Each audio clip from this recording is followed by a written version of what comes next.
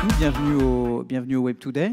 Je vais commencer par vous introduire le panel. Donc on a avec nous deux entrepreneurs, dont un ancien entrepreneur, mais qui passait du côté obscur de la force, et un VC et un leveur de fonds. Donc on a un panel relativement exhaustif pour traiter du sujet qui nous intéresse aujourd'hui. Alors je vous présente Alexandre Chartier, qui était là l'année dernière. Alexandre, tu as monté plusieurs startups. La dernière en date, c'est Ornicar, qui vise à disrupter le permis de conduire en divisant le coût par deux, en mettant en relation directement apprenant et instructeur. C'est le bon pitch. Voilà. Ça va, Alexandre? J'ai cru voir une photo circuler à 1h30 avec un shooter à la main. Ça va bien. Bonjour tout le monde. Bienvenue. Ouais. On a avec nous Marc Rougier, qui a une longue carrière d'entrepreneuriat. Marc, tu as fondé ta dernière start-up Scoopit. On a eu l'occasion de se rencontrer à San Francisco, où je suis passé rencontrer différentes start-up. Et Marc, récemment, tu es passé donc, du côté obscur de la force, puisque tu viens de rejoindre Elaya en tant que partenaire. Qui a fait plein de beaux deals et qui a notamment investi chez Ornicar. Et on aura peut-être l'occasion d'en rediscuter. On a également avec nous Jérémy Usan, qui est maintenant partenaire chez Alven Capital. Moi, là, je passe de l'autre côté de la barrière en tant qu'animateur, mais je suis aussi CEO et fondateur d'une startup qui s'appelle iAdvise. Et Jérémy est investisseur chez iAdvise. Alors Jérémy, c'est l'un des VC les plus brillants de sa génération, sinon le plus brillant. On voit bien que je t'ai financé notamment. Oui, avec des très bonnes conditions. Et naturellement, je le rends bien. Jérémy, depuis 5 mois, tu es récemment papa d'un petit garçon. Comment est-ce que tu lui expliqueras ton métier quand il sera en âge de le comprendre ? On attaque direct sur des questions un peu costauds comme ça. Ah, j'avais pas prévu ça. Je pense que mon métier, c'est d'aider des entrepreneurs à prendre confiance en eux et à trouver leurs limites. Et une fois qu'ils ont bien trouvé leurs limites, leur donner les moyens de dépasser ces limites et d'aller encore un petit peu plus loin. Ça doit ressembler à ça. Bon, là, ton fils aura au moins 15 ans. Hein. Non mais mon fils est particulièrement avancé. Je pensais faire ça dans un mois. Donc Jérémy, il a fait de superbes investissements, Stripe, Captain Train, Appen, Drivey, Jolibox qui a été cédé à Birchbox et BIM qui a été cédé à Zendesk. Donc on aura peut-être l'occasion de revenir un petit peu sur ces phases d'exit et comment est-ce que tu soutiens psychologiquement l'entrepreneur dans ces phases critiques. Et puis j'ajoute quand même iAdvise, Lengo et Akeneo, qui sont quand même 3 belles boîtes nantaises. Et donc je suis très fier d'être l'un des board members. Ah oui, mais il ne fallait pas révéler le secret de la sauce, puisqu'effectivement, Jérémy a trouvé le bon filon ici à Nantes. Ouais. Et puis, enfin, on a notre quatrième homme, Pascal Mercier. Pascal, merci d'être là. Alors Pascal, il m'a aussi aidé sur notre dernier tour. Alors, tu te décris comme étant un leveur de fonds et comme levant des fonds depuis le siècle dernier, Pascal. Donc, on peut dire que tu fais partie des anciens de la mafia. Ouais, la vieille mafia et la nouvelle mafia aussi. Bon. On ne va pas parler de choses analytiques, mais on a vécu plusieurs crises, plusieurs bons moments et expérience.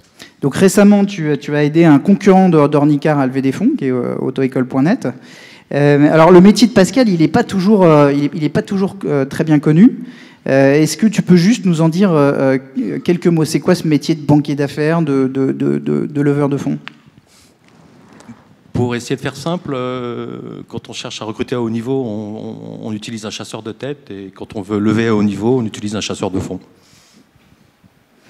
Merci Pascal. Alors, une première question pour nos amis entrepreneurs. En France, on a des centaines de milliers de personnes qui, chaque année, décident de franchir le pas de l'entrepreneuriat, qui, pour la plupart, entreprennent de manière classique. Qu'est-ce qui se passe, en fait, dans la tête d'un entrepreneur le jour où on décide de franchir le pas, mais surtout, le moment où on décide d'aller dénaturer son capital, donc de se diluer, de lever des fonds et de partir à toute vitesse? Régie, micro rouge. Bon, d'abord, bonjour tout le monde, parce que j'ai pas pu en placer une. Génial ton investissement. En fait, il n'y a que des gens qui t'aiment ici. Il a dit qu'on allait parler cerveau droit, en fait, on parle du cœur carrément. Okay. Moi, j'ai rien fait pour toi. Tous ces gens-là, ils ont bossé pour toi. Moi, j'ai vu pas mal d'entrepreneurs lever des fonds. Tu parlais du siècle dernier, moi aussi, mais en fait, ma première boîte, elle est pré-internet, t'as qu'à voir.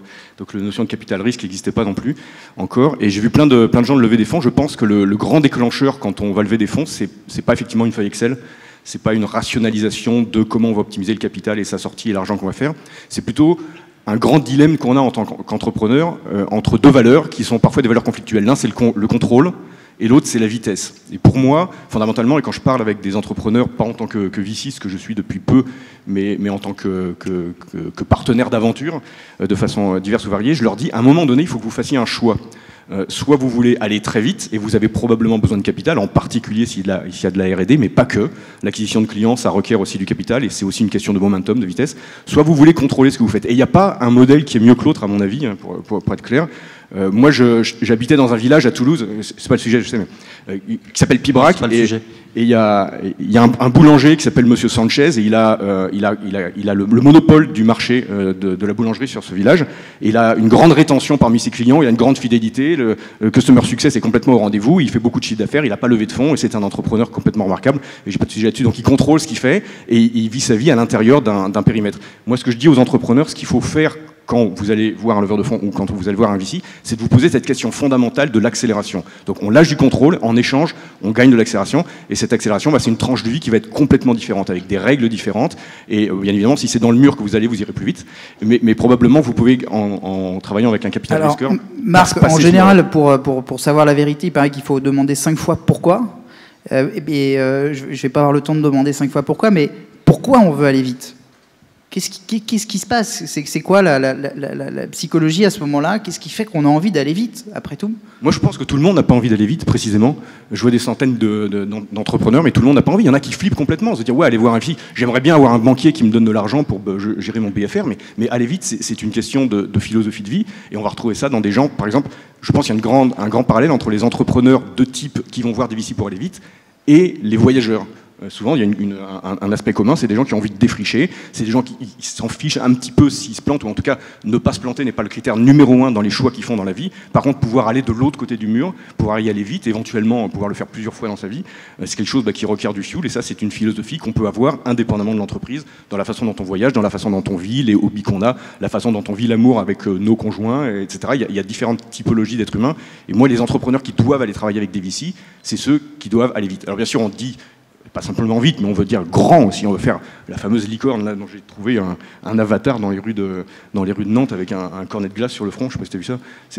C'était prémonitoire. Mais voilà, c'est une question de choix de vie avant d'être une question de choix d'entreprise. Et l'entreprise doit suivre le choix de vie qu'on fait au fond de nos tripes. Alexandre, qu'est-ce qui fait qu'on décide d'accélérer, d'écraser le pied sur l'accélérateur et de vivre une aventure à haute vitesse? Lever des fonds, c'est vrai que c'est extraordinaire. Tout d'un coup, on se retrouve avec une grosse somme d'argent. C'est génial quand on a un projet. Au début, on bosse un peu de chez soi et avec peu de moyens. Et tout d'un coup, on se retrouve avec un beau pactole. On peut recruter des super profils, on peut faire plein de trucs. Donc en vrai, lever des fonds, si on s'arrête là, c'est génial. Je vais essayer d'être constructif, pas être forcément, vous avez compris. En fait, pour faire une petite histoire rapidement, pour que vous compreniez, moi, donc j'ai monté une boîte qui s'appelle Ornica. Et il y a 6 mois, j'ai été révoqué de ma propre boîte. C'est-à-dire qu'aujourd'hui, je ne suis plus dans cette boîte. C'était un projet que je portais depuis 10 ans. Et aujourd'hui, j'y suis plus. Et j'ai plus de part, j'ai plus rien. Donc c'est pour vous donner un peu la problématique. Je vais vous donner une autre problématique que je ne peux pas non plus aborder directement. Je vais vous parler en général. Quand on sort d'une start-up, généralement, je peux pas vous dire que c'est moi, mais on doit signer ce qu'on appelle un protocole, généralement, et on n'a même pas le droit de parler du protocole. Mais bon, moi je peux pas vous en parler, puisque sinon j'enfreindrais la loi. Donc il y a plein de trucs que j'ai pas que quelqu'un n'aurait pas le droit de vous dire, moi je peux peut-être vous les dire, mais enfin, que vous compreniez un peu peut-être en substance ce qui peut se passer là.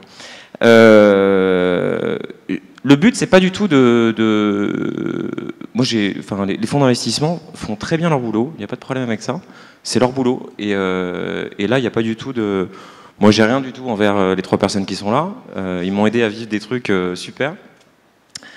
Ce qu'il faut juste comprendre, c'est quand on lève des fonds, il y a quelque chose, tu parlais d'humain, l'entrepreneur, vis-à-vis de son entreprise, est plus la même personne. Quand on est seul avant la levée de fonds, on est seul, c'est son projet. Quand on lève des fonds, plus ça va aller et moins ça va être... C'est plus notre boîte en fait. On se bat pour un projet, mais autant que les fonds se battent pour ce projet-là. Et donc, en fait, il y a cette distance qui est mise tout de suite sur l'entreprise. Ça veut dire qu'on n'est plus... on est entrepreneur, ouais, mais on devient finalement plus CEO d'une boîte que finalement le fondateur. Oui, c'est là, mais bon, c'est passé, c'est plus ça. Et ce qui me semble intéressant aussi, c'est que dès qu'on lève des fonds, je suis désolé, hein, je pars un peu dans tous les sens tout le temps, tu le sais, Julien. Il y a quand on lève des fonds, il faut savoir ce qu'on fait, dans le sens où... à l'instant où on lève des fonds, l'objectif c'est de revendre sa boîte finalement. Parce qu'il faut se dire qu'on rentre dans un schéma où en fait, et c'est normal, les fonds d'investissement investissent, donc ils ont le droit d'avoir un retour d'investissement, ils prennent des risques. Et l'objectif d'un fonds d'investissement, c'est de sortir, vous le savez certainement mieux que moi, mais je sais pas, 5 ans, je sais pas quelle vision vous avez, au plus tard, quoi. Donc il faut se dire que, voilà, quand on lève des fonds, on se dit, ouais, cool, tout d'un coup on a plein de cash. Mais il faut aussi se dire que on monte une boîte du coup pour la vendre. Donc ça change pas mal de trucs. Moi je sais que par exemple que c'est un truc où, et c'est pour ça que les fonds ont bien fait de me virer, c'est que moi le but c'était pas de vendre la boîte en fait. C'était de vivre une aventure humaine et le plus longtemps possible. Et c'est là où il y a peut-être un biais et un conflit d'intérêts qui est important. Donc souvent on se dit j'ai besoin d'argent, mais attention à ce que ça veut dire aussi quoi. Il y a plusieurs façons d'avoir de l'argent. On peut lever des fonds avec des fonds d'investissement, on peut faire maintenant du crowdfunding, on peut faire plein de choses. Donc, on parle de levée de fonds, là, mais on parle de levée de fonds avec des fonds d'investissement. Alors, Alexandre, on va interroger Jérémy et Pascal. Moi, il y a une question, c'est finalement, est-ce que les VC sont des animaux froids et analytiques finalement, justement, quand on décide de franchir ce cap, c'est-à-dire si on l'a pesé, qu'on décide en tant qu'entrepreneur d'aller chercher des fonds, qu'on réussit à vous approcher et peut-être à vous convaincre, qu'est-ce qu'on doit vendre au VC? Est-ce qu'on doit vendre du rêve ou est-ce qu'on doit vendre des résultats? Alors, c'est une question complexe parce que ça dépend du stade d'investissement dans lequel du stade de développement de la société dans lequel on investit. Plus on investit tôt, moins finalement on doit être analytique parce que l'objet qu'on va regarder, c'est un objet qui est peu construit et difficile, je pense, à décortiquer. Et donc finalement, ce qui se passe dans notre tête, c'est pas vraiment un truc très analytique. Mais moi, je peux parler de ma fenêtre. Moi, je finance des sociétés qui, en général, ont entre 1 et 2 ans, qui ont en général entre 10 et 15 salariés, et puis qui cherchent à lever, on va dire, entre 1 et 2 millions d'euros jusqu'à 4-5 millions d'euros pour accélérer. Ce qui se passe dans mon esprit, c'est que ça fait à peu près 10 ans que je suis dans cet univers-là, j'ai construit un espèce de schéma mental qui me permet, quand je vois un dossier, de sentir si j'ai envie d'investir ou pas dans ce dossier. Et dans ce schéma mental, il y a, je pense, à peu près les 3/4 qui concernent finalement ce que je ressens de l'entrepreneur. Donc c'est pas vraiment analytique, c'est plutôt... Qu'est-ce que tu vas chercher à ressentir? C'est de la sensation en fait. Je cherche rien à sentir en fait. J'ai développé un espèce de détecteur de talent, si on peut dire ça. Je sais pas si c'est exactement le bon mot, mais il y a quelque chose de particulier qui se passe quand je pousse la porte de ma salle de réunion et que je découvre un type de l'autre côté de la table. Je me dis à chaque fois, il y a une chance sur 100 que ce type soit quelqu'un d'exceptionnel qui va faire des choses assez exceptionnelles. Et mon job, c'est d'essayer de le détecter très tôt et ensuite d'essayer de lui donner envie de bosser avec moi pour qu'on bosse ensemble dans la durée sur son projet. Et au fond, moi, je pense que je suis un type qui n'est pas très analytique. Je pense qu'il y a 2 types de VC. Il y a des gens qui sont très analytiques, qui travaillent beaucoup sur le prospectif, les évolutions de marché, les tailles de marché, et plein de choses. Moi, ce que je fais, vraiment, mon quotidien, c'est d'essayer de détecter des gens qui sont des gens exceptionnels, au sens premier du terme, qui sont de l'ordre de l'exception, parce que monter une société, être un entrepreneur, c'est déjà être un type exceptionnel. Que ça soit un succès ou un échec, c'est un deuxième point, mais avoir cette capacité à prendre ce type de risque, à prendre ce type de responsabilité, c'est déjà être quelqu'un d'exceptionnel. Et parmi ces gens-là, ceux qui ensuite vont en plus réussir leur aventure et amener la boîte de 3 fondateurs à 200 ou 500 salariés, ce sont des gens qui ont encore quelque chose d'un peu particulier, qui va se développer dans le temps, qui est forcément embryonnaire quand on le voit, et qui va prendre beaucoup d'épaisseur avec les années qui passent. Mon job, c'est de détecter ça chez les gens que je croise tous les jours. Et je pense que c'est finalement beaucoup plus émotionnel qu'analytique, dans mon cas. Je partage complètement, je vais juste rajouter un tout petit point, tu parles d'un type, alors c'est pas une question de sexisme type ou fille, mais c'est surtout une équipe. L'émotion, on la cherche à l'intérieur d'un groupe de personnes. Je crois qu'on a suffisamment dit que, en gros, les idées valent rien, c'est l'exécution qui compte. Ce qu'on cherche, c'est effectivement une émotion avec une équipe dont on pense qu'elle est capable d'aller porter l'idée, même au travers des 2 pivots et de l'hiver froid qui va arriver, du cash qui va manquer, du produit qui va pas marcher, du client qui va pas payer, ce qui manque pas d'arriver. En fait, moi, ça fait 28 ans que je fais ça, j'ai rarement vu des gens qui vont au bout de leur business plan et qui l'ont écrit au début. Donc quand on voit, toi t'investis tôt, moi j'investis encore plus tôt, quand je peux. Et c'est-à-dire des gens qui viennent vraiment avec une idée, ils peuvent avoir un prototype, mais ce qu'on aime, c'est voir 2 personnes, donc on cherche l'exception dans les gens, mais on cherche aussi une exception dans la chimie entre les gens. Pas simplement, et on a l'habitude de dire ouais, il faut une équipe, c'est-à-dire il faut qu'il y en ait un qui soit très bon en technique et l'autre très bon en marketing. C'est pas que ça, c'est aussi un alignement de l'intérêt viscéral qu'on a dans l'aventure qu'on va vivre. Quel est le niveau de risque qu'on est prêt à payer? Qu'est-ce qu'on appelle succès? Jusqu'où on est prêt à aller dans la souffrance et comment on va aider l'un ou l'autre de façon solidaire par rapport à ce qui se passe? Et tout ça, ça se met pas dans une feuille Excel, et c'est effectivement ce qu'on cherche, en tout cas dans les boîtes early stage. Alors, Pascal, on l'a bien compris, tu n'investis pas directement, mais tu aides l'entrepreneur à trouver son investisseur. L'une des particularités de ton métier, c'est qu'on est rémunéré au succès. C'est-à-dire que si ça ne fonctionne pas, finalement, tu auras passé des heures, des litres de sueur pour rien du tout. Et donc, nécessairement, tu vas être, j'imagine, attentif à l'entrepreneur, au dossier que tu vas sélectionner. Sur quoi se base cette sélection? Je pourrais reprendre les mots de Jérémy, c'est une espèce de chimie, c'est une personne, des personnes, une équipe et aussi un projet. Un projet qui a du sens. Et ça, c'est la courbe d'expérience. Au bout de bientôt 20 ans de métier, on arrive à mieux renifler. Pour savoir, d'abord, si une société est éligible à une levée de fonds, j'aime bien la définition de... Je ne sais pas si vous avez lu le bouquin de Jean-Baptiste Rudel. Il dit qu'est-ce que c'est qu'une start-up? Une start-up, c'est une société qui est bâtie pour faire de la croissance, en fait. Donc, dès le début, il faut avoir une vision en disant on est là pour faire de la croissance, pour grossir. Et une start-up, c'est pas forcément de la techno. Il y a un exemple financé par Alven aussi, qui s'appelle Frishti. On livre des repas, en fait, avec une solution full stack. Et la société Frishti a été bâtie pour faire de la croissance. C'est pas ouvrir une boutique dans un quartier et livrer les 3 km autour. Non, on veut livrer le monde, quoi, ou on veut livrer l'Europe. Donc voilà, ça déjà, pour être éligible, c'est ça. Ensuite, sur mes critères de sélection, mais de temps en temps, j'aime bien faire des folies, dans le sens où les plus gros succès, je ne sais pas si vous avez remarqué, ces discussions que j'ai souvent eues en interne avec mes équipes, avec Jean Laroche-Brochard, je ne sais pas s'il est là, à l'époque où on travaillait ensemble, on aime bien aussi aller chercher des projets fous, c'est-à-dire des projets non de consensus. Par expérience, les boîtes, c'est idiot ce que je vais dire, mais c'est vrai, les boîtes qui ont souvent le plus de mal à lever sont les plus gros succès. Quand tout le monde se jette sur un secteur, par exemple, pour prendre des vieux exemples, c'était en 2006, il y a eu 110 sociétés de partage vidéo qui ont été financées dans le monde, j'ai bien 110. Il n'y en a plus qu'une et demie, 2 qui marchent aujourd'hui. Donc c'était consensus. Et donc on aime bien aller chercher des trucs dingues. Jérémy a investi dans le deuxième tour de Capitaine Train. Quand on s'est occupé du premier tour, c'était les mecs sont fous, on trouve ça génial. Et ça va être dur. Oui, ça n'a pas été évident de lever le premier tour de Capitaine Train. Quand on dit bonjour, je veux vendre des billets de train et faire concurrence à Voyage SNCF.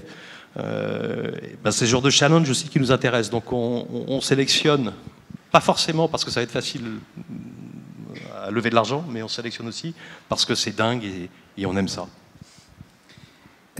Jérémy, est-ce que tu t'es déjà retrouvé dans des situations où, en face de toi, tu avais la boîte idéale, un super marché, un super potentiel de marché, elle a prouvé son exécution, la croissance est extrêmement forte, elle est mécaniquement gérée de manière fiable, mais la rencontre avec le CEO, l'équipe dirigeante, se passe pas, et le deal se fait pas, alors que d'un point de vue stricto-financier, il était évident de le faire.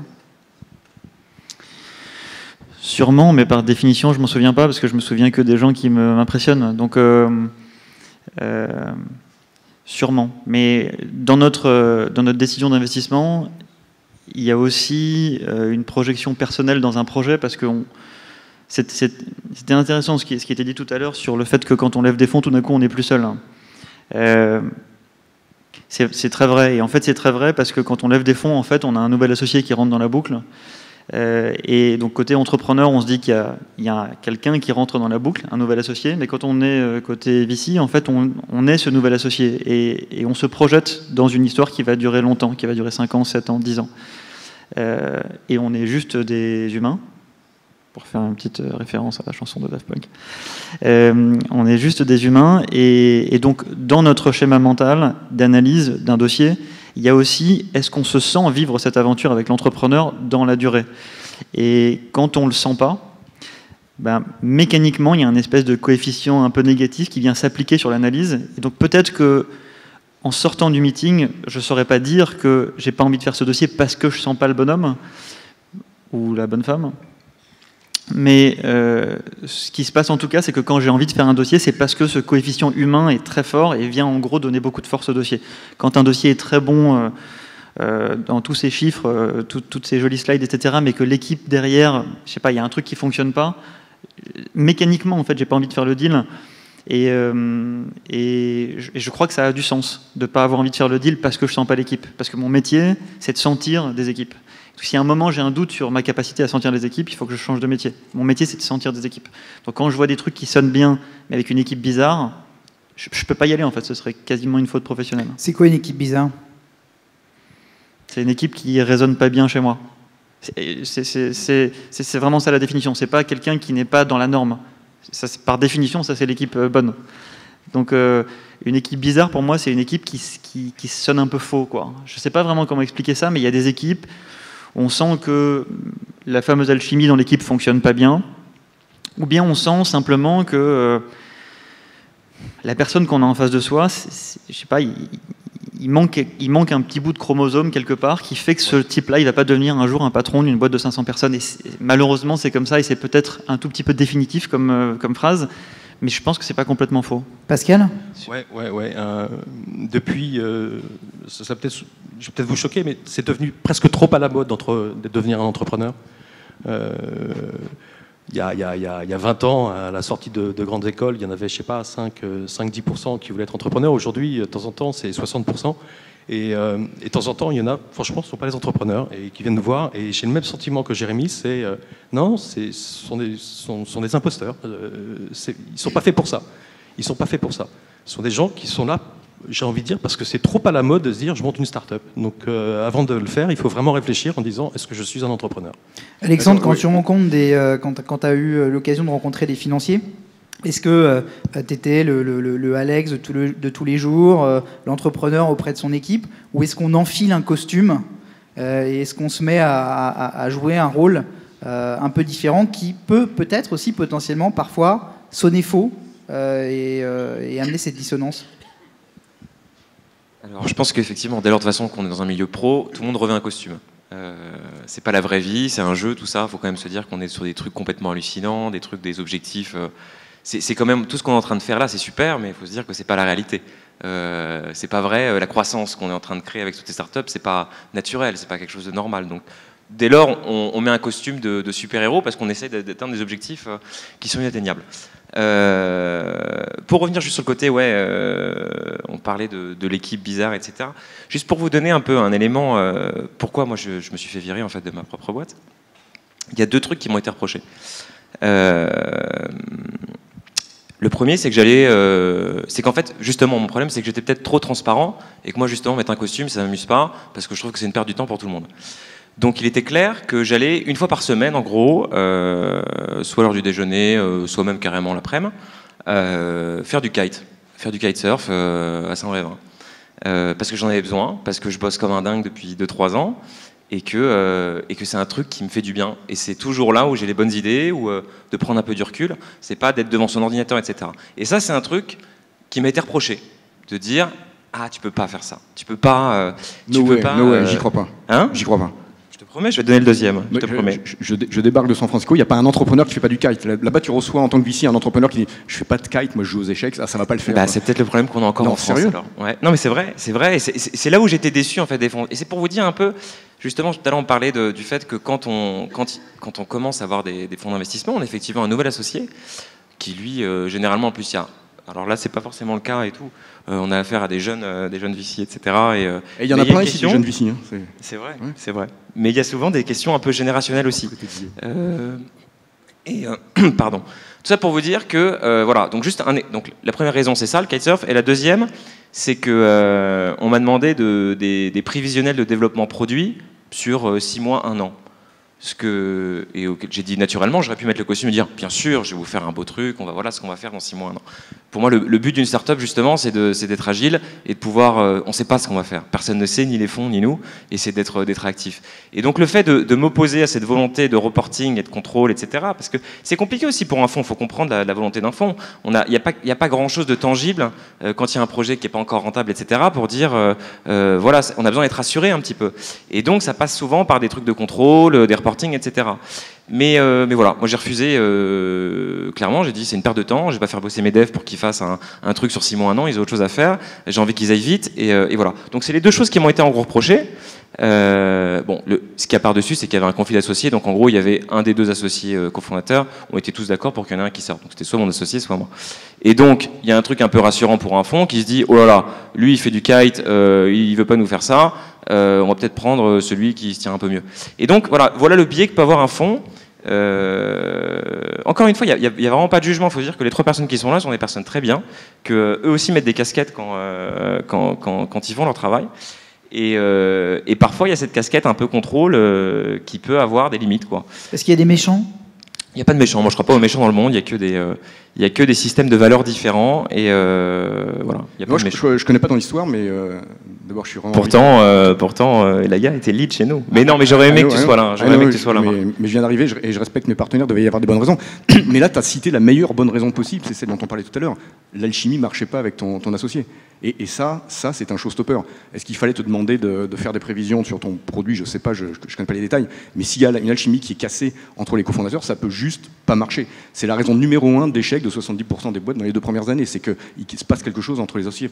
Moi, c'est un truc que je dis à tous les fondateurs quand ils veulent se lancer. Et quand ils veulent se lancer en allant voir du capital risque, parce qu'il va falloir être transparent, il va falloir se mettre tout nu devant une tierce partie. La première chose à faire, c'est de se mettre tout nu entre nous. C'est vraiment de se dire, honnêtement, qu'est-ce que tu es prêt à faire pour la boîte ? Qu'est-ce que tu appelles succès, qu'est-ce que tu appelles souffrance, et si ça n'a pas été fait, et si la vision n'est pas partagée sur ces aspects-là, on sait que quand l'hiver va arriver, et quand il y en a un qui voudra aller faire du kite et l'autre jouer aux échecs, ça va juste pas marcher. Donc pour moi, c'est normal. Je connais pas les détails et le reporting qu'on a demandé, mais c'est normal. Je voulais juste rebondir rapidement sur le... Tu veux dire, attends, juste, c'est normal pour toi, pour faire du kite, parce que je fais du kite et...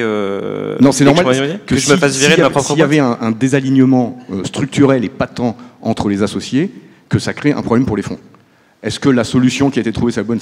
J'en sais rien. Et très honnêtement, il faudrait A/B tester 2 vies avec 2 boîtes qui tournent en parallèle pour savoir à la fin laquelle est la bonne solution. Et ça, personne ne le sait. Mais c'est un problème grave. Est-ce que tu trouves normal que ce soit au fond, finalement, de décider ça ? Non. Alors moi, il m'est arrivé la même chose dans une de mes boîtes. J'ai eu un désalignement profond avec un de mes associés, au point où on s'est mis sur la gueule et puis qu'on ne s'est pas parlé pendant 100 ans après. Et ce que m'ont demandé les fonds, c'est de dire... et ça s'est arrivé lors d'un closing. On était autour de la table, on devait signer le chèque et il y en a un qui n'est pas venu. Et les fonds m'ont dit, on va vous donner tant de jours pour régler ça entre vous, et vous revenez avec une solution. Et si vous revenez pas avec la solution, ça ne peut pas marcher entre nous, et donc nous, on va agir. Et donc nous, on s'est battu entre nous, et puis la solution a été douloureuse, saignante, mais elle a été trouvée, et du coup, les fonds ont continué à jouer avec nous. Je ne sais pas comment ça s'est passé dans ton cas, mais je conçois parfaitement, ayant vécu les deux côtés de la table, qu'on ne peut pas vivre une aventure à long terme avec une vision exigeante, basée sur de la croissance, et donc sur de la spéculation, des franchissements de barrières qui sont super difficiles. On ne peut pas le faire si à la base on sait qu'il y a quelque chose qui ne marche pas dans la chimie humaine, entre associés, et entre les associés et le VC. Je voulais revenir sur ton point, Jérémy, parce qu'on parlait de ça tout à l'heure, de ce qu'on cherche chez un entrepreneur. Il faut que ça marche. Tu disais, il faut qu'on voit dans l'entrepreneur ce côté exceptionnel d'une personne qui va faire une boîte de 500 personnes et qui va aller très loin. Parce qu'on est dans une logique de capital risque, donc on ne parle pas de boîte en général. Alors Marc, une question justement sur cette phase de séduction. Est-ce qu'il n'y a pas un grand jeu de bluff? C'est-à-dire, est-ce que les VC sont en attente de résultats exceptionnels, d'une croissance folle, tout en sachant que de toute façon, le plan n'est jamais exécuté comme il est attendu? Et de l'autre côté, un entrepreneur qui sait qu'il doit aussi se mettre dans cette posture de vendre un projet avec une dynamique et une perspective de croissance extrêmement forte. Oui, il y a complètement du bluff, et c'est ça qui est malsain en fait. Il faut avoir une idée projective de ce qu'on va faire et que ça soit grand, tout simplement parce que sinon la mécanique du capital risque ne marche pas. C'est pas une question de boîte, c'est une question de boîte financée par le capital risque. Pour faire les maths rapidement, je sais qu'on ne doit pas parler du cerveau gauche, mais si on faisait des maths, il y a N% de boîtes qui vont mourir dans le capital risque, et puis il y en a M% qui vont faire des zombies qui vont rendre plus ou moins l'argent à un moment donné, et puis il y en a un petit pourcentage qui va faire le succès ou pas d'un fonds, et le succès d'un fonds on en a besoin, parce que sinon on ne peut pas rejouer au coup d'après et financer d'autres aventures, donc on a tous besoin que la chaîne marche. Et donc si à l'avance on sait déjà que ça ne peut pas être cette grande chose-là, si c'est écrit à l'avance que ça ne le sera pas, ça ne fait pas de sens au terme du capital risque. Ça peut faire du sens au terme d'une aventure entrepreneuriale, mais pas au terme du capital risque. Donc effectivement, ce qu'on essaye de voir, c'est est-ce qu'on partage cette potentialité, est-ce qu'on partage ce rêve? Ça ne veut pas dire que c'est garanti. Jérémy, Pascal, sur ce sujet du bluff. Moi, bizarrement, je trouve que quelqu'un qui bluffe bien, c'est quelqu'un qui va savoir bien recruter, qui va savoir bien vendre. Donc, c'est un bon joueur de poker. C'est un art de bluffer. Donc, quelqu'un qui est un séducteur, qui sait bien faire les choses, ça servira pour le développement de la société. Jérémy ? Alors, il y a du vrai dans ce que tu dis. C'est-à-dire que c'est un peu comme quand tu passes le permis de conduire. Quand tu passes le permis de conduire... à moins 50%. À moins 50%. Environ le patron. Environ le patron. Les économies, c'est pour ça. Quand tu passes le permis de conduire, tu conduis un peu trop bien pour être sûr de le passer. Tu montres pas toutes tes petites failles. Donc, je pense qu'il y a un peu de vrai au moment où tu rencontres un VC, tu rentres dans la pièce en ayant bien en tête ce que tu dois dire, en mettant de côté les trucs un petit peu faibles de ton dossier que tu n'as pas envie de montrer tout de suite, etc. Ça fait partie un tout petit peu de la première danse du ventre qui, malheureusement, qui est comme ça et qui fait que ça fonctionne comme ça, quoi. Ensuite, la danse du ventre, elle va jusqu'à la sortie. Hein. Alors attends, moi je pense pas. Je suis pas d'accord avec ça non plus. Moi je pense pas. C'est-à-dire que je pense que ça commence à devenir intéressant. Les codes du système, c'est ça. Ensuite, à nouveau, moi je parle que de mon point de vue, de ma petite fenêtre à moi. Moi, mon job, c'est une fois qu'on a fait la petite danse du ventre d'une heure, où tout le monde a sorti ses jolis slides, où on s'est fait embobiner comme il fallait, où on n'a pas touché au sujet sensible, on a montré que les points positifs, caché les points négatifs, etc. Mon job à moi, c'est de casser cette mécanique-là pour à un moment comprendre l'entrepreneur que j'ai en face de moi. Et si j'arrive pas à faire ça, je pourrais pas investir. Donc il y a un problème de fond dans le côté danse du ventre, c'est que si elle perdure jusqu'au bout, moi à la fin je ferai pas le deal. Ma seule manière de faire le deal, c'est quand à un moment, je chope le type entre quatre yeux et je lui dis « Franchement, tu as été super bon en danse du ventre. Maintenant, tu peux mettre de côté ta danse du ventre et me dire vraiment ce que tu penses de ton business, vraiment ce que tu penses de ton équipe, vraiment ce que tu penses de ton BP. » Moi, je trouve ça intéressant de faire un business plan sur 5 ans. Je sais très bien que c'est faux. Par contre, je sais qu'un entrepreneur qui a fait un business plan de 5 ans, il s'est posé des questions. Il a raisonné sur son propre business. Et ce qu'il a mis dans son business plan, c'est son schéma de pensée finalement. Ensuite, il a mis des hypothèses en haut pour me faire plaisir et montrer qu'il allait faire 100 millions d'euros au bout de 5 ans. Tu veux dire que c'est presque une méthode de management de l'entrepreneur ? Non, c'est pour moi une clé de lecture. de l'entrepreneur. C'est-à-dire que quand il produit son business plan, chaque individu va produire un business plan d'une manière totalement différente. Il va peut-être arriver aux mêmes chiffres, parce que c'est les chiffres que les codes demandent d'afficher dans le petit tableau à la fin des slides.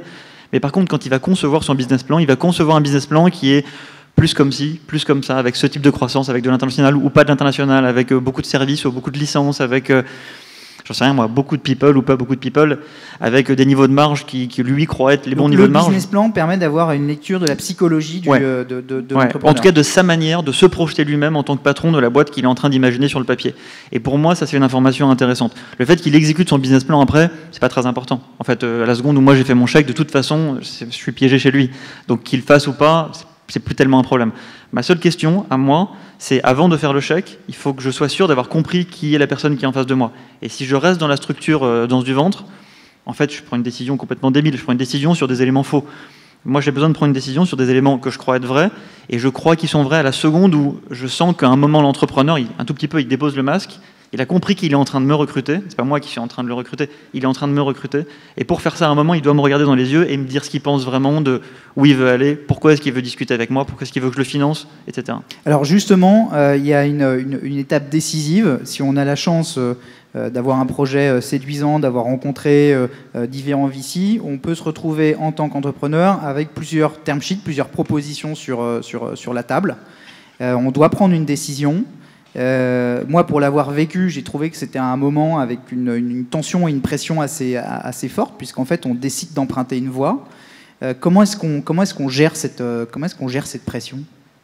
Moi, je l'ai vécu plus souvent en tant qu'entrepreneur qu'en tant que VC. On se sent un petit peu solitaire là-dessus, et en particulier la première fois où ça arrive. Moi, je reviens sur les fondamentaux, c'est-à-dire quand on signe, c'est la danse du ventre. Pour moi, c'est pas jusqu'au bout. La danse du ventre, c'est au début, puis après il y a une période de drague, et puis après on commence à coucher un peu ensemble, puis après on se marie. Et on est pas, enfin, moi je suis pas marié, mais on se marie. Et si on se marie, c'est pour du long terme. Et le moment où on choisit la personne. Alors, une term sheet, c'est pas la term sheet, le contrat qui va être signé derrière, il va faire 10, 20, 30 pages, il va y avoir plein de clauses. C'est chiant. Hein. C'est complètement chiant. Attends, j'en ai signé plus sans les lire qu'en les lisant, mais je comprends même pas ce qu'il y a dedans. C'est pas le sujet. Le sujet, c'est est-ce qu'on. Je trouve que c'est un peu le sujet. Enfin, si je peux me permettre, c'est un peu le sujet parce que c'est toute la. On ne va pas parler d'ingénierie financière, etc. Non, ici. on va pas, non. Mais ça crée cette complexité. Quand tu lèves des fonds, tu as ce truc, tout d'un coup, tu as cette term sheet et ce pack d'associés qui vient se foutre là-dessus et qui rend quand même les choses hyper complexes parce que c'est ce que tu parles. On parlait de danse de ventre, etc. Il y a ce truc quand même où tu as plein de trucs qui sont après hyper compliqués. Je trouve que la levée de fonds, parfois, complique aussi, tu vois, la simplicité d'un projet. Ouais, mais tu sais, tu vas en ligne pour acheter n'importe quoi sur n'importe quel site. C'est marqué quelque part. J'ai lu les conditions et je les accepte. Mais je suis contre ça. Je suis contre tous ces. Est-ce que ça vient créer une forme de déséquilibre ? C'est-à-dire que les VC, les leveurs sont extrêmement aguerris finalement à ces conditions, à toute la sémantique, la terminologie. Et toute la minutie qu'il y a derrière cette horlogerie, parce que en fait, c'est une horlogerie, une mécanique très très fine, là où pour la plupart des entrepreneurs, c'est la première fois qu'on se retrouve confronté face à cet univers, bien qu'on puisse être accompagné par des conseils. Ouais, oui, bien sûr, il y a des équilibres, parce qu'un VC, c'est son 100e deal ou son 150e deal, et l'entrepreneur, c'est probablement son premier ou son deuxième. Moi, je vais juste parler un peu de l'état de l'art du marché. Les VCs qui offrent les termes les plus sympas, les plus relax, les plus cool, sont aussi les meilleurs VCs. Et ça, je pourrais en parler en off. En ce moment, l'état de l'art du marché, c'est ça. Oui, mais surtout, le truc plus important, c'est pas les termes et conditions qu'on a avec les VC qui font la boîte.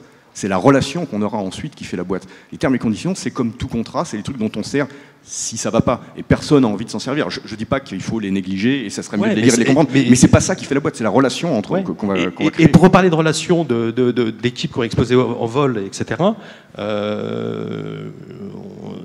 Capitaine Train, l'équipe, c'était plus la même le jour de la sortie que lors du premier tour. Il y a des grands succès avec des équipes qui, au bout d'un moment, choisissent des chemins différents aussi. Il y a tout. En fait, le monde, il est gris. Il est ni blanc ni noir, on en parlait. Il est gris. C'est pas une matière scientifique. Mais en fait, tout ça, c'est pas une matière scientifique. La levée de fonds, c'est un peu de l'art. C'est différent. C'est pas scientifique. Et surtout, c'est un mariage. C'est pas le document. Le document contractuel, c'est mieux si on le comprend. Mais c'est pas l'essence. Si on se cache derrière la difficulté et l'asymétrie du document contractuel, on rate l'essence. L'essence, c'est de créer une relation entre deux personnes qui ont envie de vivre la même aventure. Et tout l'effort de la danse du ventre dont on parlait et de la mise à nu après cette danse du ventre, c'est d'essayer de comprendre est-ce que c'est de la même aventure dont on parle? Est-ce qu'on a la même ambition? Alors, bien évidemment, on sait qu'elle va changer. Marc, justement, tu parlais du mariage. Quand on se marie, on signe devant le maire ou un de ses représentants. Il y a un jour J, et c'est une étape essentielle dans la levée de fonds, qui est le jour de la signature, c'est-à-dire le jour où on pose son stylo sur la feuille. Et là, en fait, on bascule dans un autre monde. C'est-à-dire que ça y est, c'est fait. Qu'est-ce qui se passe ce jour précis? Il y a une forme d'accomplissement, mais on sait aussi qu'on va vers un ailleurs. Qu'est-ce qui se passe dans la tête de l'entrepreneur ce jour précis, cet instant précis? Là, il y a une grande asymétrie entre les médias et l'entrepreneur.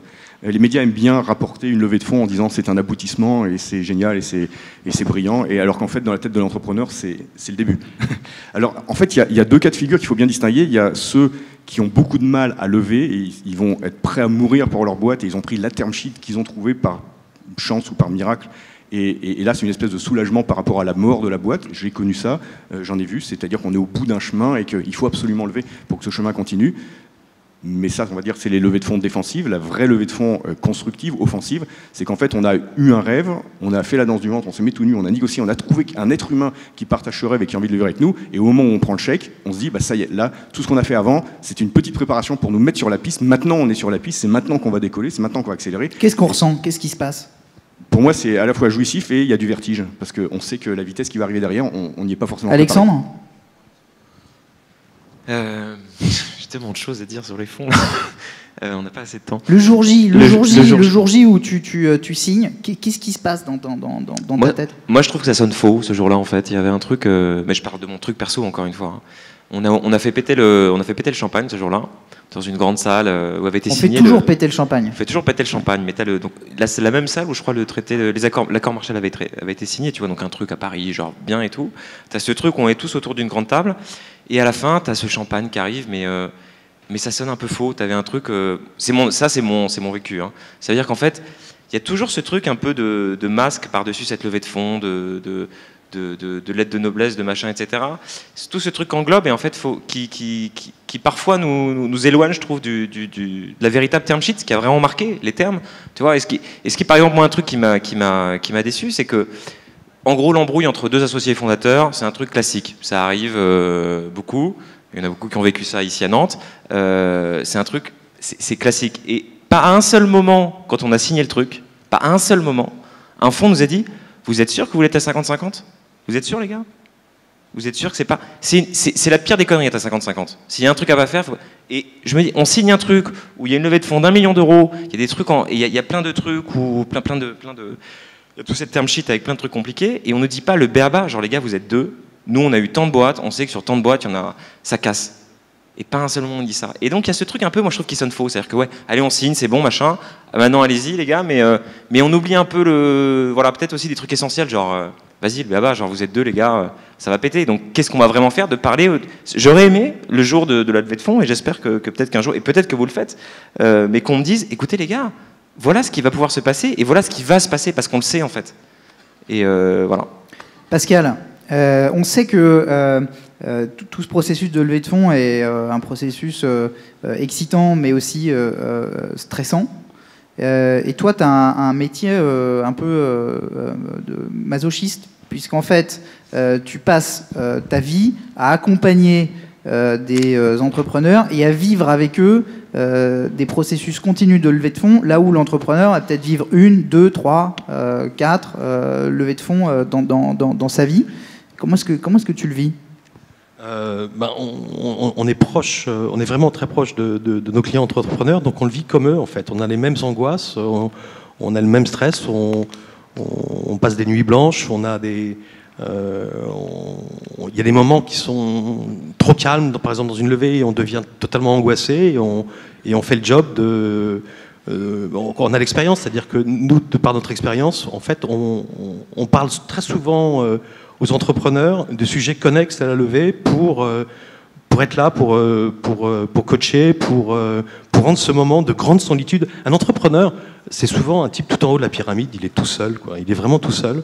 Il doit prendre des décisions tout seul.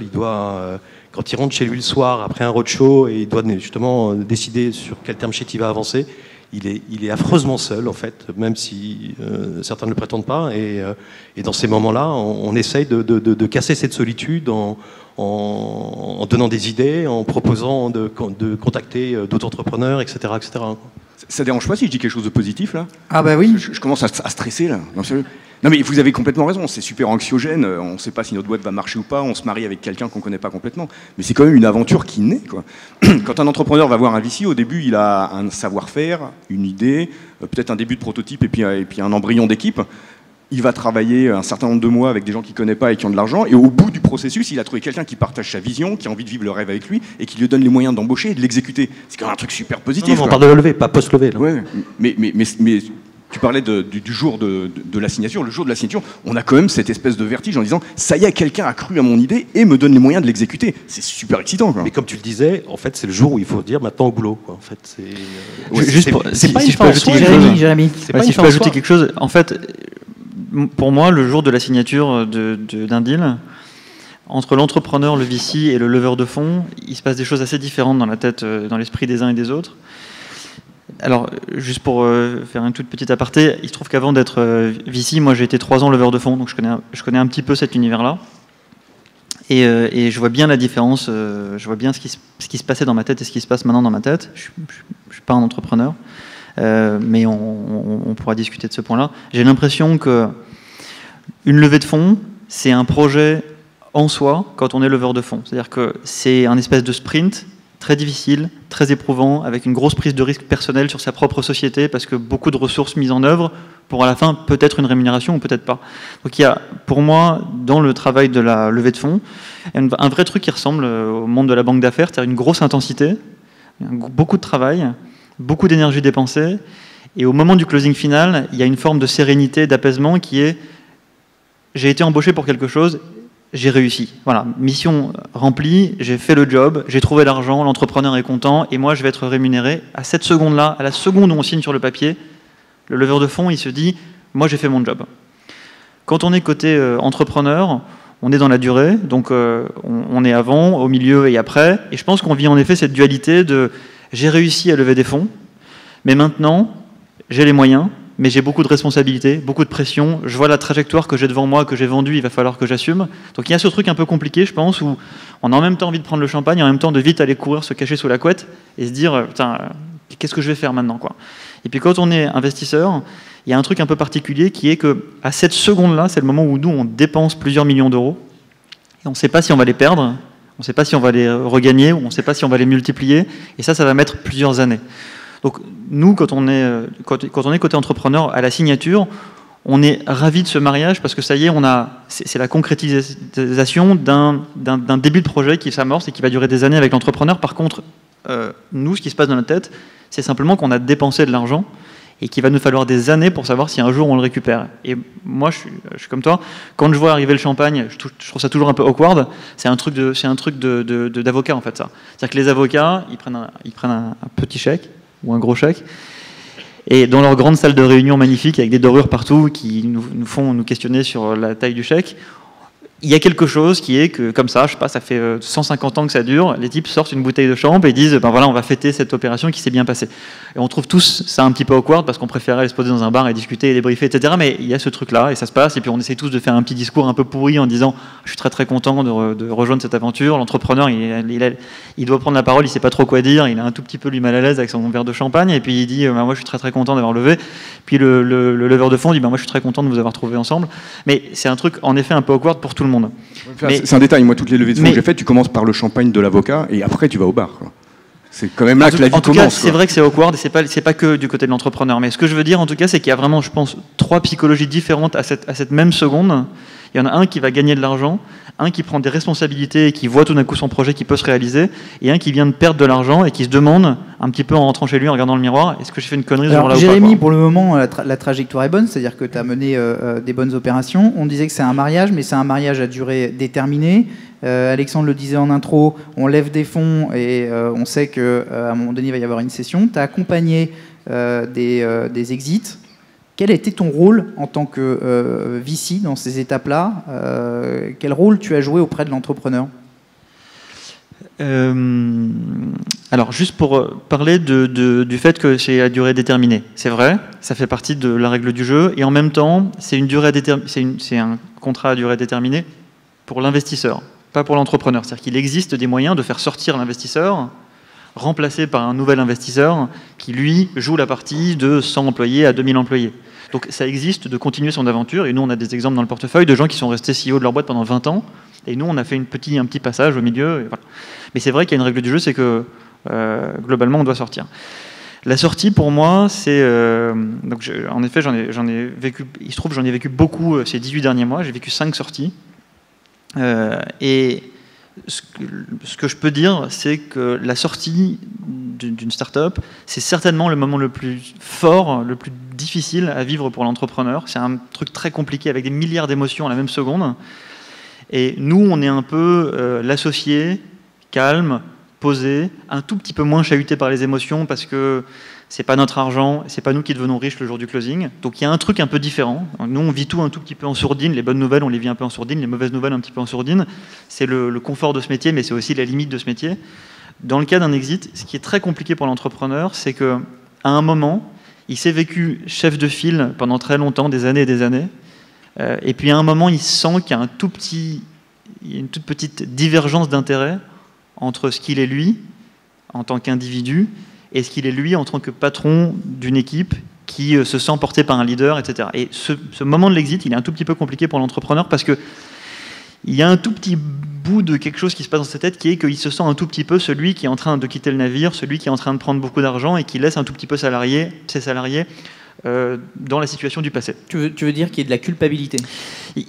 Je ne sais pas exactement ce qui se passe dans la tête de l'entrepreneur, mais il y a une forme de petite douleur au moment de la vente de sa société. Même s'il poursuit l'aventure, il y a quelque chose, il vend un petit peu son enfant, quoi. Ouais, je partage, j'adore que tu dises ça. Parce que moi je l'ai vécu plus souvent de l'autre côté en tant qu'entrepreneur qu'en tant que VC. C'est à la fois un sentiment d'accomplissement extraordinaire, mais vraiment c'est la jouissance totale.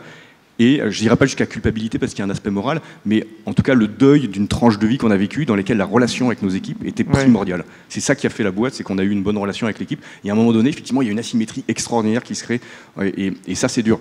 La culpabilité, on n'est pas obligé d'aller jusque-là, mais on ne peut pas être insensible à ça. On sent vraiment qu'il y a quelque chose qui se passe et qu'on est en train de changer de tranche de vie et que la tranche de vie précédente a été bâtie sur un combat quotidien avec une équipe dont on est forcément très très proche, sinon ça marche pas. Et puis tout d'un coup, on rentre dans une logique capitalistique et d'avenir qui devient asymétrique. Et en général, pour moi, c'est le moment le plus compliqué à vivre aussi dans la relation entrepreneur-investisseur, parce que malgré un alignement un peu naturel, parce que tout le monde va gagner pas mal d'argent, il y a un tout petit désalignement qui commence à apparaître, qui est qu'en général, l'investisseur sort et l'entrepreneur continue. Donc il se passe quelque chose à ce moment-là. C'est le moment où moi, c'est le moment où j'ai vécu mes premières tensions avec des entrepreneurs légitimes. Et c'est le moment où, si on a construit une relation les 5 dernières années de qualité, de transparence, etc., ça se passe bien. Et c'est le moment où, si on ne l'a pas fait, ça ne se passe pas bien. Et c'est vraiment un moment, je trouve, de vérité où il n'y a plus de masque. Le moment où il y a des dizaines, voire des centaines de millions d'euros sur la table. Là, on met un tout petit peu de côté la politesse et on tombe un peu dans le dur, et où on a construit une vraie relation sincère avec l'entrepreneur et ça se passe bien, où on a des masques depuis 5 ans, et là, c'est le moment où on se dit un peu ces 4 vérités, quoi. J'adore ce que tu dis, je voudrais quand même commenter un petit truc, c'est qu'il n'y a pas forcément des centaines de millions à chaque fois, et donc il faut aussi gérer humainement les autres sorties qui ne sont pas celles-là. Et moi, ce que j'ai trouvé de plus intéressant dans la relation entrepreneur-VC, c'est pas l'après-sortie, c'est de prendre la décision que c'est l'heure de sortir. C'est ça qui est le plus dur, parce que la sortie, c'est l'entrepreneur qui va l'exécuter, c'est pas le VC. Par contre, le VC, il est là, et il doit être d'accord en tant qu'actionnaire minoritaire quand même, mais il doit quand même être d'accord. Et cette prise de décision, c'est une conscience que l'entrepreneur doit avoir un jour, et doit partager avec ses associés, donc ses VC, de dire, on est arrivé au bout ou dans un pic de ce qu'on peut faire avec cette aventure-là, et donc c'est l'heure de sortir, avec des centaines de millions ou pas avec des centaines de millions, et cet alignement-là est très dur à voir. Quand on l'a, ça se passe bien, mais on l'a pas toujours. Si je peux effectivement parler de sortie aussi, puisque moi la mienne était un peu différente, et donc du coup j'aimerais la partager avec vous, puisqu'on parle d'humain, d'argent, etc. C'est pas forcément présentatif, mais c'est juste pour que vous sachiez aussi ce qui se passe. Donc comme je vous l'ai dit, je me suis fait virer de ma propre boîte il y a 6 mois. Quand on est patron de boîte, on n'a pas le droit au chômage. Je suis parti en tout et pour tout. Aujourd'hui, j'ai 50 000 euros sur mon compte. C'est bien. C'est un an de salaire en gros. J'ai pas eu plus. J'ai plus de part, j'ai plus rien. Aujourd'hui, je vis dans un... Vous inquiétez pas, là, je fais un peu le malheureux, mais je suis très heureux, il n'y a pas de problème. Je vis dans un camping-car avec les zadistes, là. Pas très loin, là, vous pouvez passer me voir au chantier naval, je vous ferai plein de conseils. Ça fait 6 mois que je vis dans un camping-car. Bon, je vous dis ça, je suis pas à plaindre, hein. J'ai passé 6 mois au Portugal à faire du surf, c'était très sympa. Il n'y a pas de problème, mais juste pour vous donner aussi qu'une exit, ces exits-là, elles existent aussi. Et c'est pas le truc où on sort avec un gros chèque, c'est... voilà, moi, je suis parti avec un an de salaire, j'ai été dépossédé de ma boîte. Il y a encore 2 ans, ils investissaient 1 million pour une idée. Bah, mon idée aujourd'hui, ils m'ont donné quoi? Donc je vous dis 50 000 euros. Voilà, c'est aussi pour vous donner un peu aussi c'est peut-être moins joyeux, mais ça existe. Donc voilà. Donc si vous voulez passer me voir dans mon camping-car, je suis chantier naval avec tous les zadistes là. Venez, on est bien. Un camping-car Chausson. Chausson. Okay. Une dernière question et on va devoir se quitter. Alexandre parlait d'un jeu. Est-ce que tout ça est très sérieux ou est-ce que justement c'est un jeu? Qui veut répondre à cette question et ce sera la conclusion? Pour moi, c'est un jeu. C'est un jeu sérieux, c'est la vie, c'est l'aventure, c'est le voyage. Ça rentre dans cette catégorie-là. C'est-à-dire c'est des choses qu'on n'est pas obligé de faire, mais qui sont essentielles pour nous en tant qu'individus. Pascal, c'est un jeu, c'est sérieux? Oui, je suis d'accord avec la réponse. C'est un jeu très sérieux. Ouais. Ouais, je pense que c'est un jeu, sauf que c'est un jeu qui a un impact très très fort dans la vie des gens. Donc c'est un jeu qui fait pas forcément tout le temps rigoler, quoi. Mais il y a des spécificités du genre du jeu, c'est-à-dire qu'il y a des règles du jeu à suivre.